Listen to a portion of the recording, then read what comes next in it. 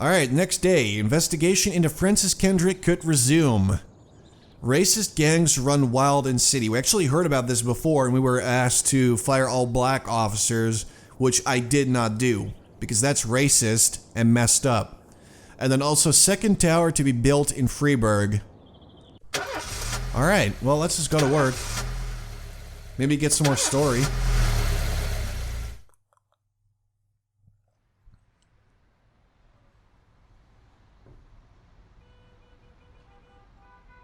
The people of Freeburg have built up a tolerance for the petty horrors of modern life. You'll never see crowds gathering around a beaten passerby. Folks rarely even slow to gawk at a car accident. And street theft doesn't turn heads anymore. Been a long time since people got worked up about stuff like that. So when I ran into a troubled crowd on the way to work, I knew there was something serious going on. Something bad enough to knock these people out of their daily rhythm. And we're talking about people who would step over a corpse if it was blocking the door to the coffee shop. But apparently all it takes is a bunch of leaflets, or spreading broken glass across Main Street, or releasing a couple of hundred rats in the ice arena. The mysterious figure taking responsibility for these strange acts goes by the alias Robespierre. Nobody knows who he is, what he wants, or what all this adds up to, from the buckets of lard spread on the sidewalk to the front door of City Hall covered with ostrich feathers. But this strange cross between childhood pranks and cheap theatrics has got the people all worked up. Everyone understands when some Freeburg crook satisfies the basic human need to rob and kill. But when someone steals a lion from the local zoo and locks him in a cell below the courthouse, the people start asking questions. Myself, I kinda like this Robespierre. It's not just the pranks he's pulling or his green bull's head emblem. I just like his funny nickname. Robespierre? Really? Who does that make me? The Marquis de Lantenac? I don't think so. In the old books about revolutions, I fancy myself the old gunner who goes off to war with a bag of damp powder. Or maybe the innkeeper who tops up the beer kegs with mop water. It's something to think about.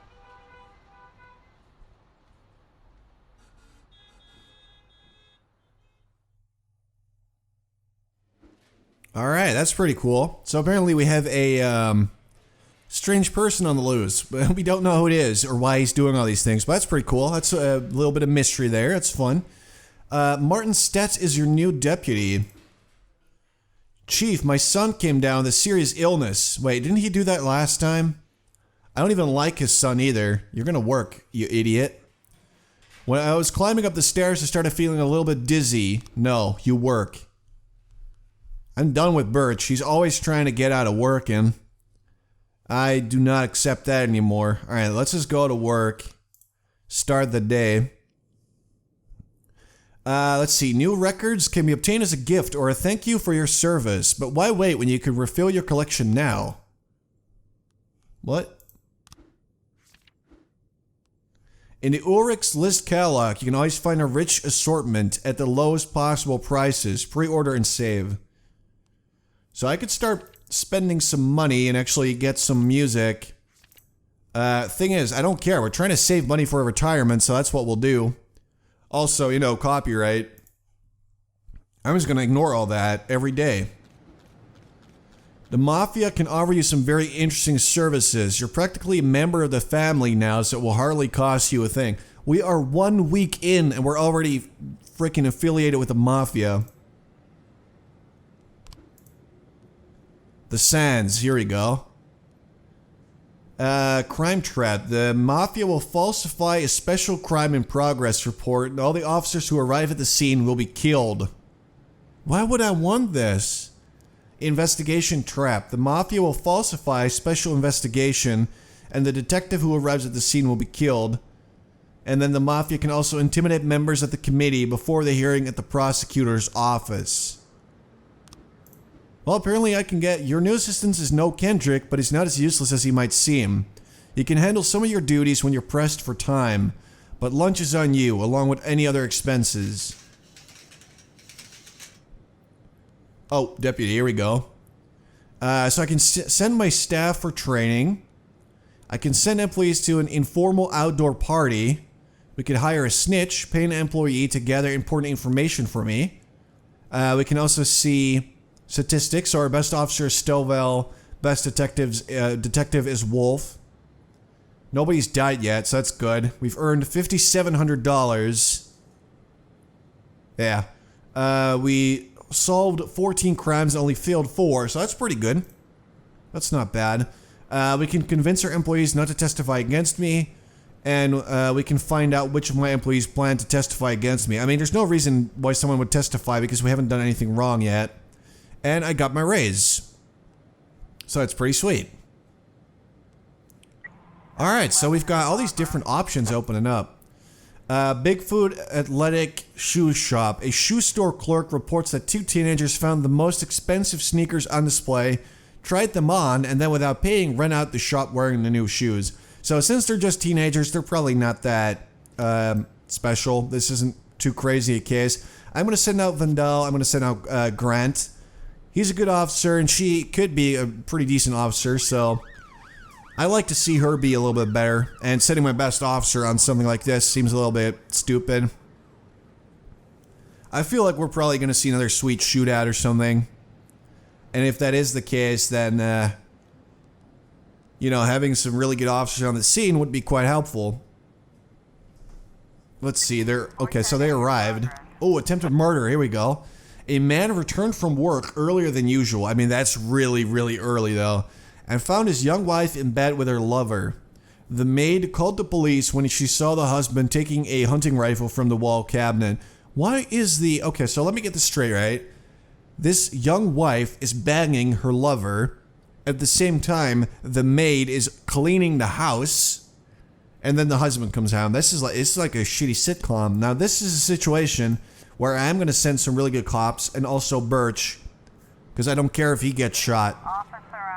The teens are standing around smoking not far from the store, admiring their new shoes. We can say, hey, mind if I have a cigarette? Time to return those shoes. Try to grab one of the boys. I mean, that's what a police officer does. They don't say, time to return those shoes. Yeah, I mean, they're just teenagers, but at the same time, you get arrested for stealing, so we're going to grab one of these. There we go. That was a pretty good call. Alright, sweet. It seems like I could be a great cop in real life. As far as decision making goes. Then again, most of the choices here are kind of obvious. Okay, let's see. Today in Freeburg, we're hosting the premiere of Back to the Future. The film's distributors have asked the city for an officer standing at the door and ensure that visitors don't bring their handheld cameras into the theater. Now, who gives a damn about this, right? I'm going to send in Pope. That is just a really, really lame little job. So, yeah, he can take care of that. And here we go. The attempted murder is about to be solved. We caught him. And absolutely no one was harmed. See, that's what I like to see. That's good. Now, Birch is still useless, but he is slightly less useless than he was before. So that's cool. Alright, Pope. Oh, here we go. A young father, deprived of his parental rights, tried to pick up his daughter from school. When he wasn't allowed access, he attacked a teacher, knocked her to the ground, and started kicking her. Now, that's a bit much. We're gonna bring this guy in. And in the process, you know, make Samity and Grant slightly better. Because my best officers, or some of my best officers, are about to return. And then we should be good. What is this? Ulrich Bieber. Okay. Mr. Boyd, I have a very sensitive issue, which our mutual friend, Charles Dill, said you could help me with. As you may already know, I own the largest music store in Freeburg. Recently, my ex-wife got half my record collection in a lawsuit. There's a lot of rare records. Okay. My ex is very afraid of the police and always tries to act like a law-abiding citizen. If some of your guys went over there in uniform and told her those records were evidence in an important investigation, she'd just smile and give them whatever they asked for. Not even check into the warrant. Now, this is a little favor. which I'm cool with because this could get me some money. He owns a very large music store. I'm not going to send my best cop, though. I'm just going to send some decent cops and then one sucky cop. Because I'm pretty sure... Okay, yeah, you know what? All we have is Stovall now. Oh, here we go. We have something going down today at engineering plant in 10:09. We wouldn't want any policemen crashing the party. I think $4,000 should be enough for such a request. Oh my, so we're actually being asked to turn a blind eye now. A guard says that someone got into the exhibition hall, scrawled pictures of penises on the artwork, and hid in the closet.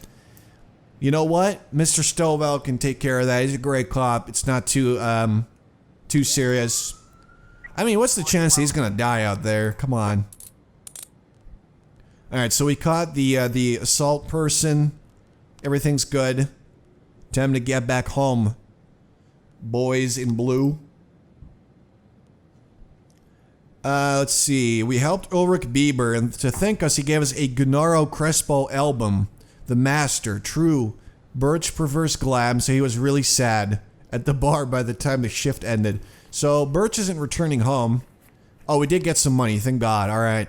Because that's what I was doing it for. I don't care about the songs, I just wanted some money. But that's good. So Pope and Birch are gone for the day, but hopefully Pope will get some experience from this. Alright, here we go. All the lights are on when the police arrive. The museum caretaker explains that he's only had the job a couple weeks and he's worried he's going to be fired over this foolishness. The police calm him down and he points out the bathroom stall that the artist locked himself inside. So we enter the... We have some choices. Enter the adjoining stall, come out with your hands up, or break down the door. Don't want to cause any damages, so that one's out of the question. Let's just tell him to come out. I mean, that makes sense. A terrified and tearful young man holding a knife insists that he's engaged in some kind of performance art and that no one understands him. He refuses to surrender and is threatening to stab himself. Now, if he stabs himself, I don't care about that. That guy can die for all I care. But I don't want my best cop on the case to die, so we either... I'm not going to try to grab the knife because someone's going to get stabbed if I do this. I'm going to say, don't worry, you're not in trouble. We just want to talk. Or tell me more about your work. Yeah, let's be understanding. Hey, we got him. Look at that. Good job, man. All alone on the case, and he took care of that. That's really good. Alright, so the officers of Shift A are starting to become a little bit better. Wait, at what time was the...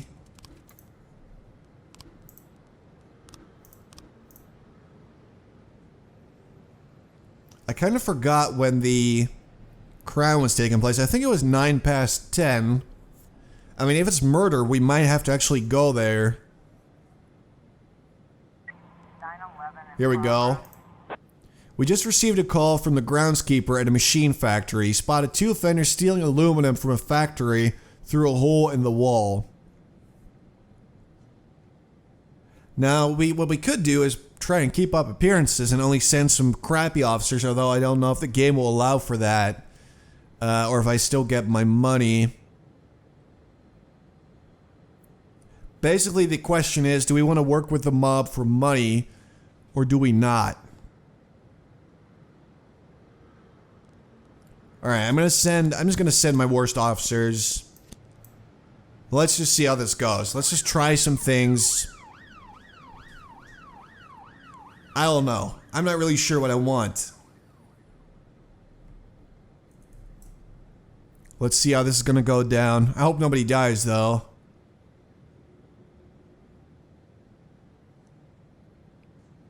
Come on, guys.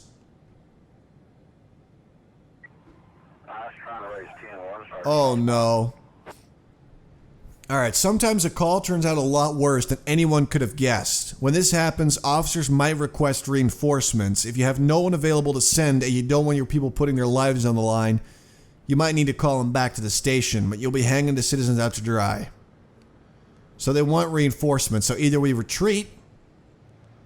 I think we just go out there with everybody. That's it. Let's take these guys down. I don't even care about the money anymore. I feel like I want to do the right thing right now. Let's do this. Hope nobody dies, though. Alright, let's see. Jack, you must have seen the newspaper stories about Thomas Blaine, the retired cop who went schizophrenic and shot a pregnant woman. I did, so that's good. To ensure this tragedy doesn't repeat itself, we decided to conduct psychological testing for all the cops over 50 years of age. That includes you, Jack. Tomorrow morning, Dr. Eleanora Waterbury is waiting for you in our office. Don't be late. Alright, so actually there is sort of a reference to the newspaper articles that we saw. That's good to see. But the question for now is, will my officers survive this battle? I mean, I've got my 6 best officers on the case. I don't see how it would not go well. It basically has to go well, right?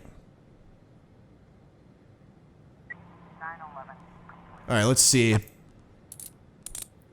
We got the offender. Everybody went up a bit. Jack, we don't know why you did it, but we hope you had a good reason. Don't forget who your friends are. We don't want any more trouble. Screw you, man. I'm trying to do the right thing here. Alright, anyway, looks like that is the end of the day. And everybody's doing pretty good. All these people are tired now, so we're going to end the day. Go to day 8. Alright, anyway guys, that is going to be it for now. In the next part, we'll keep going, try to earn more money, and try to figure out how this whole, you know, mafia versus not mafia thing works. So, yeah, hope you guys enjoyed. Thanks for watching, and I'll talk to you later.